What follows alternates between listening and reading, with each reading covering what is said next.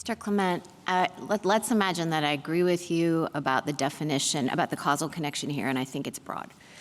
I'm trying to decide what would be left on remand if I took that position, whether we should just remand and let the Fifth Circuit figure it out and apply the law to the facts, or whether we should do that ourselves and actually hold that the suit is removable.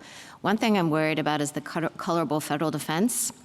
Fifth Circuit didn't pass on that below, and you say that respondents don't dispute it, but the Fifth Circuit hasn't decided. Judge Oldham talked about it in his dissent. That's one thing. The other thing is we've never addressed whether the federal officer has to be a federal officer now or at the time the conduct occurred. And in the Meadows case, which was pretty recent, Chief Judge Pryor said, well, it has to be at the time currently, which would not apply to your clients. So if you could address those two.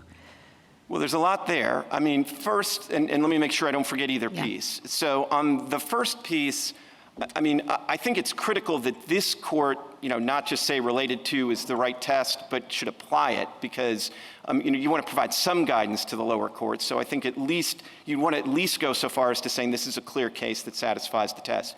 If you want to leave the colorable federal defense issue for the Fifth Circuit on remand, I'd prefer that you go ahead and just say it's not really in dispute, but in fairness, there hasn't been a lot of briefing on that, and in fairness, I'm not worried about that. I mean, we raised a number of colorable federal defenses, and I think at a minimum, the preemption defense based on all these wartime regulations is an incredibly strong defense, and there's probably an immunity defense. So, you could do that. So on your second question, well, what can I say? I mean, Chief Judge Pryor got that badly, badly wrong. I asked on behalf of Mr. Meadows for this court to take a look at it and fix it. This court wasn't interested, but the arguments are overwhelmingly strong that the 11th Circuit decision is wrong. But even the 11th Circuit, my understanding is, has not applied that in the government contractor case.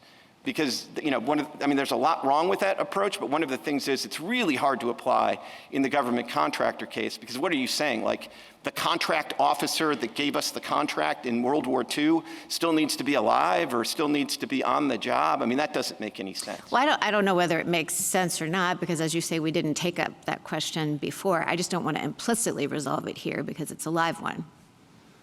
It's not a live one on the Fifth Circuit on remand. If you want to drop a footnote and say you're not deciding that case or that issue in the opinion, that would be an appropriate approach, I think.